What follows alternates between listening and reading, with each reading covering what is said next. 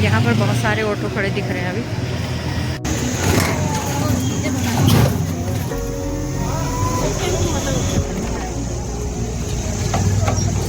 Hello friends, कैसे हैं आप सब? आई होप सब लोग ठीक ही होंगे और मैं भी बिल्कुल ठीक हूँ। और स्वागत है आप सभी का मेरे यूट्यूब चैनल में। और मैं जैसे ही ऑटो से उतर के इधर खड़ी हुई थी, इसमें मुझे कंचन मिल गई है और ये है कंचन। और परसों भी हम लोग साथ ही थे प्रोग्राम में। और डांडिया की प्रैक्टिस कैसी चल रही है? बढ़िया चल रही है हमारी डांडिया की प्रैक्टिस। आप लोग आइएगा डांडिया देखने ज़रूर। हम लोगों ने बहुत मेहनत कर रखी है। चलो, सोनू भी आ रही है, उसका भी वेट कर रहे हैं थोड़ा सा। वो भी आ रही है, सनू भी आ रही है। ये सोनू भी पहुंच गए। हेलो हेलो, आ गई।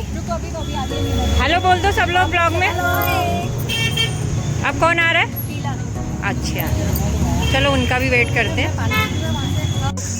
हाँ, हटाओ ना मास्क। मास्क पहना है तो ये और ये सरिता भी पहुंच गई। और हम सब लोग, सोनू, मैं, सरिता, हम लोग पहुंच गए। और सीमा ऊपर से कह रही है हल्ला मचा रही है, तुमको मैं देख रही हूँ। हल्ला मचा रही है। और जोर से बोलो, जोर से बोलो। एक तो ले ऊपर से फोटोग्राफी। यस, फोटोग्राफी तो जरूरी है। तो फ्रेंड, हम लोग पहुंच चुके हैं CRST इंटर कॉलेज। और सामने से है सीमा सेठ। अरे हल्ला मचा रही, इतनी लेट में आ रही हूँ करके। पहुँच चुकी हूँ यहाँ CRST, यहाँ हॉल में जहाँ पे प्रतियोगिता होने वाली है। तो ये दीपा जी हैं और दीपा जी से मैं पूछती हूँ कि आज क्या क्या प्रोग्राम होने वाले हैं। दीपा, आज जो है lake city welfare club Nainital के द्वारा स्वर्गीय चंद्रशेखर साहब की स्मृति में वाद विवाद प्रतियोगिता यहाँ पर रखी गई है, जिसका टॉपिक है समान नागरिक संहिता, जो बहुत ही इंटरेस्टिंग टॉपिक है। और इसमें हमारे जो शहर के 16 विद्यालय के बच्चे हैं और उसमें से एक पक्ष में और एक विपक्ष में बोलने वाले हैं। और बहुत मज़ा आने वाला है कि बच्चे क्या चाहते हैं, बच्चा क्या जानता है समान नागरिक संहिता के बारे में। तो उस पर आज यहाँ पर हमारा डिबेट कॉम्पिटिशन होने वाला है। फ्रेंड, यहाँ पर जो है वाद विवाद प्रतियोगिता होने वाली है। और सभी बहनें हमारी जो हैं आ चुकी हैं यहाँ पर और बैठी हुई हैं।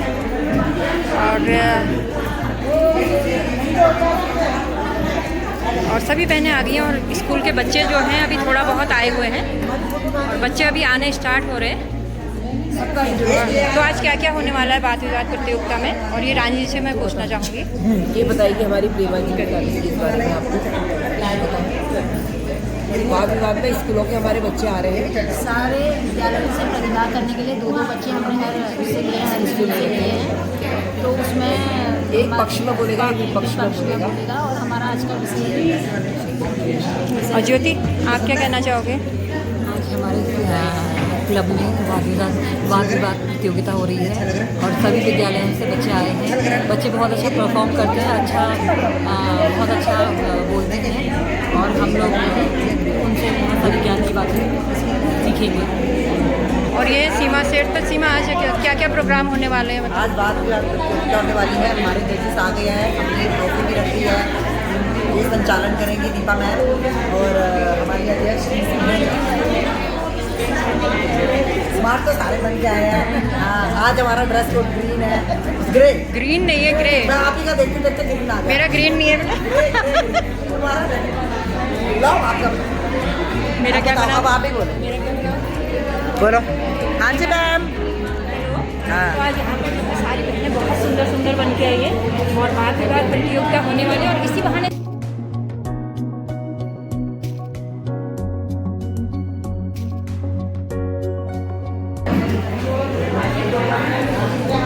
और आप लोग भी बने रहिएगा आगे मेरे ब्लॉग में, तो देखते हैं और आपको भी दिखा। प्रोग्राम में डिबेट यहाँ पर हो रही है, वाद विवाद प्रतियोगिता।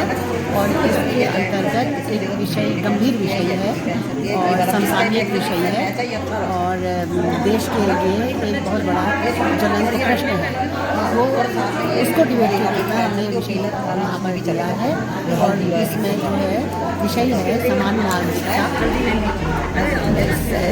समान नागरिक संहिता अभिशाप है अथवा वरदान। इसके पक्ष और विपक्ष में सारे विद्यार्थी अपने विचारों को यहाँ पर व्यक्त करेंगे। फिर एक निष्कर्ष इसमें आएगा जिसको बोला है। स्कूल के बच्चे बहुत इकट्ठा हैं। हम लोग यहाँ आज उनके विचार सुनने के लिए आए हैं, तो पता चलेगा यहाँ कितना क्या हो रहा है हमारे देश में। थैंक करी। और संगीता, आप क्या कहोगे? बहुत अच्छा प्रोग्राम हो रहा है बच्चों के लिए, इसमें इतना कहना चाहती हूँ। अति, आप क्या कहना चाहिए? आज हमारा प्रोग्राम है बच्चों का वाद विवाद प्रतियोगिता और उसका विषय भी बड़ा बहुत ही व्यापक विषय है, समान नागरिक संहिता। तो इस विषय में बच्चे हम समझते आए तो अच्छा करेंगे और अच्छा सभी को पता होगा और अपनी ओर से अच्छा करेंगे। जी, आप बताएं। प्रोग्राम चल रहा है, बच्चे अच्छा ही करेंगे, बच्चों को अच्छा करेंगे तो एक ही चिंता है। सिटी वेलफेयर क्लब नैनीताल द्वारा आयोजित स्वर्गीय चंद्रशेखर साहजी की किया जा रहा है। तो इस अवसर पर आप सभी का हार्दिक स्वागत और अभिनंदन। हमारे क्लब के अध्यक्ष मीनू बुदलाकोटी जी, सचिव रमा भट्ट जी, त्रिपाठी जी, संस्थापक अध्यक्ष ऋतुराला कोटी जी, संस्थापिका हेमा भट्ट जी, संरक्षिका रानी शाह जी, वरिष्ठ उपाध्यक्ष ज्योति ढोडिया जी, कनिष्ठ उपाध्यक्ष अमिता शाह जी, उप सचिव दीपा रौतेला जी, सोशल मीडिया प्रभारी रेखा जोशी जी और हमारे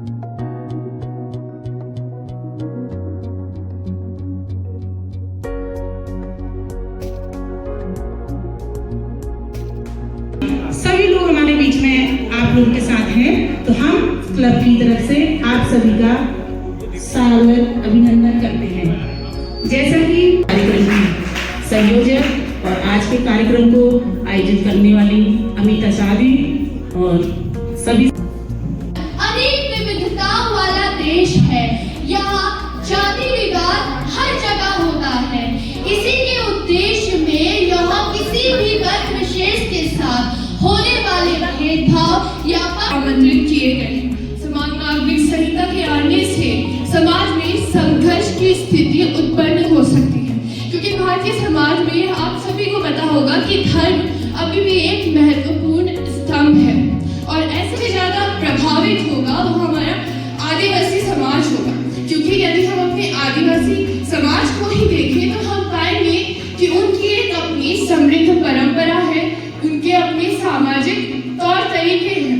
तो समाज पुरुषों से कम अधिकार दिए गए हैं तथा उनके साथ भेदभाव किया जाता है।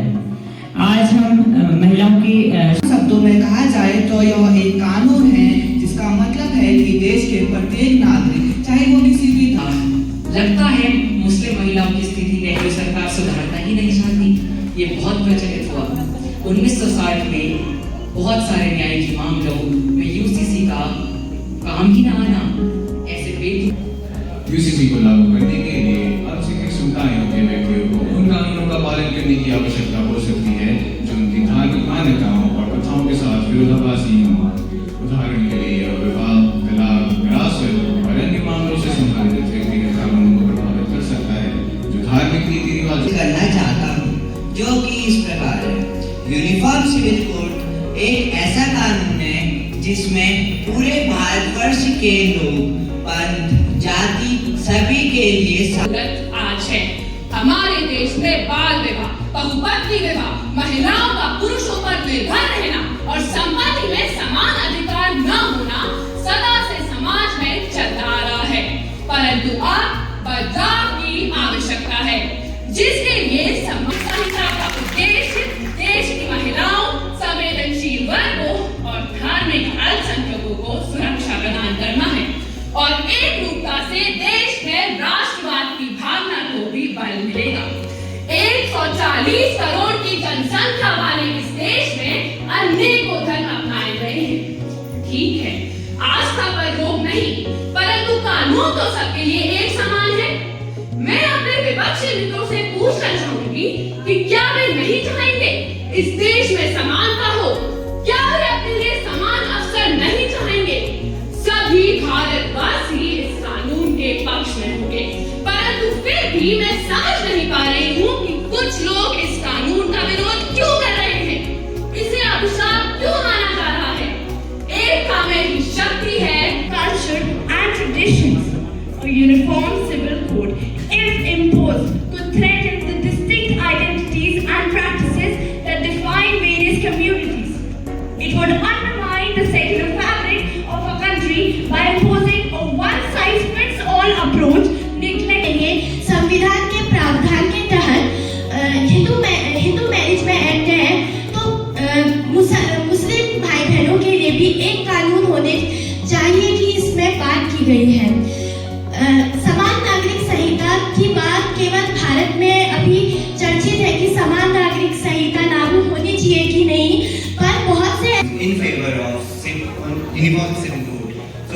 really need to know what a uniform civil code is. A uniform चल रही है कि हमारे इस देश में हिंदू, मुस्लिम, सिख, ईसाई, फारसी किसी के भी लॉ के अनुसार समस्त देश नहीं चलेगा। सबसे पहले प्रश्न आपकी दूर करें। और दूसरी बात महोदय, यहाँ पे कहा गया है कि अल्पसंख्यकों का जो अल्पसंख्यक है उनका अंत हो जाएगा, उनकी जमीन, उनकी प्रॉपर्टियों पर किसी और का हो जाएगा तो उसे खरीद लेंगे। तो मैं आपको बताना चाह रहा हूँ, जैसे आज यूसीसी के ऊपर चिंतन किया जा रहा है, वैसे आज से कुछ समय पहले भू कानून के ऊपर भी चिंतन किया गया था। तो उसी तरह आपके आदिवासी समुदाय में एक रिचुअल है, एक रिवाज है कि उसमें एक स्त्री की ये संसार की ये छायावधि, संसार की ये सार्वजनिक स्त्री पुरुष को हाथ है, तो स्त्रियों का वर्ग क्यों कमजोर जैसे बाया हाथ है। धन्यवाद। और यहाँ से मैं सामने की तरफ का व्यू दिखा रही हूँ आपको, CRST इंटर कॉलेज से सामने की तरफ फ्लैट्स की तरफ, और ये है यहाँ का नीचे ग्राउंड।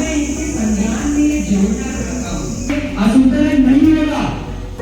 आज पूर्वोत्तर भारत में चिकन नेक नामक स्थान पर क्या पंथ विशेष को मानने वाले लोगों में 20-30 गुना की वृद्धि नहीं हुई है, जिससे वहाँ की डेमोग्राफी बदल रही है।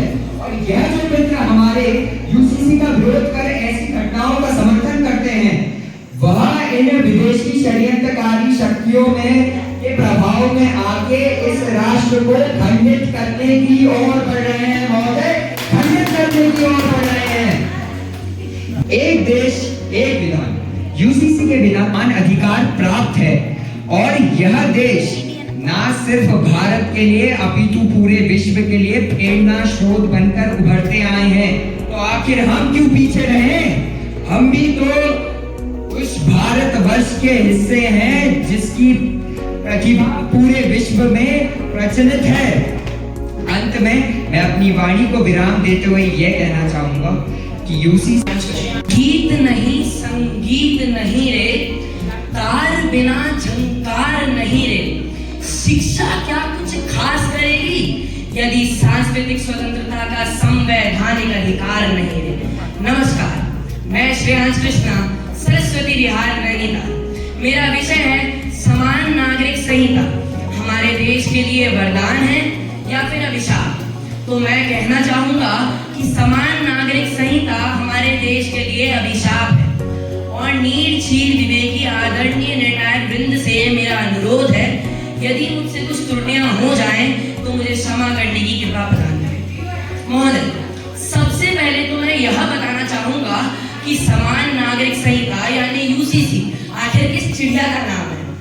यूसीसी हमारे देश के सभी पंथों, मतों, मतांतरों, जातियों, उपजातियों, क्षेत्रों और उप क्षेत्रों की हजारों सालों से चली आ रही परंपराओं को नष्ट करने का एक हथियार है महोदय, हथियार है। और हमें ऐसे हथियार की जरूरत बिल्कुल नहीं है। इसलिए मैं कहना चाहूंगा कि यूसीसी हमारे देश के लिए एक अभिशाप है।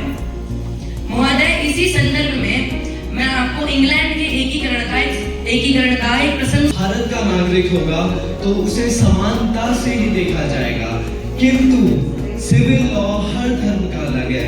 हर धर्म के अपने अपने व्यक्तिगत कानून हैं। कई बार ये व्यक्तिगत कानून इतने पक्षपाती हो जाते हैं कि लोगों के लिए एक मुसीबत बनते हैं।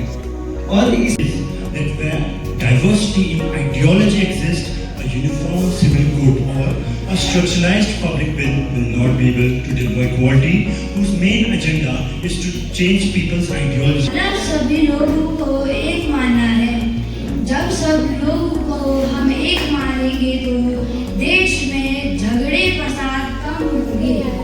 जब झगड़े नागरिक संहिता कर मैं पूर्ण रूप से विरोध करता हूँ। माना एक इससे अनुच्छेद 25 के मौलिक अधिकारों का हनन होगा। यूनिफॉर्म तो ये बच्चे पहन के आए स्कूल में, लेकिन सब बराबर नहीं है। कोई स्कूल में कैप्टन है, कोई प्रीफेक्ट है।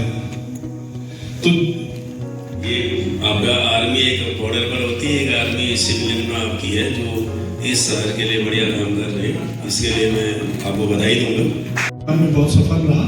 जहाँ तक यहाँ पर खड़े होकर के बोलने की और वाद विवाद की और डिबेट की बात है, तो मैं जो नैनीताल के चिर परिचित, जो कि आप सब ने अखबारों के माध्यम से भी आप सब ने उनकी लेखनी को पढ़ा होगा, हम सबके आदरणीय और इस कुमाऊं विश्वविद्यालय नैनीताल में पत्रकारिता। जूते ने दबा दिया मुझे, तो मैंने जूता उतार रखा है और मैं मौजे में ही चल रहा हूँ यहाँ, तो उसके लिए मैं आप लोगों से क्षमा प्रार्थी हूँ।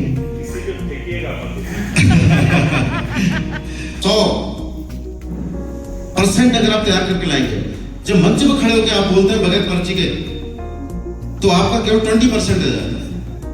तो यानी अगर आपको 5 मिनट बोलना है, तो आप घर से तैयारी करके लाइए कि मैं कम से कम 20 मिनट बोल सकूं लगातार, और 20 मिनट तक बोल। सामने चल रहा है फोटो सेशन और सभी लोग फोटो खिंचाने के लिए जो है बैठ चुके हैं। कल अपनी फोटो आप लोग देखेंगे। तो हम लोग अब जो है गीता जी के साथ जाएंगे तलीताल तक, ठीक है। और ये हमारी स्वीट सी दीदी है, बहुत प्यारी, और ये है आभा, और ये टीवी में देखती है मेरा ब्लॉग। हमेशा देखते हैं, कल भी देखा, रोज देखते रोज ही देखते हैं। Thank you so much.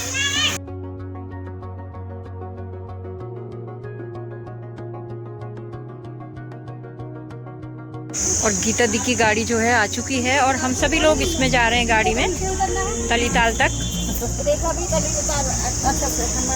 हम बाद में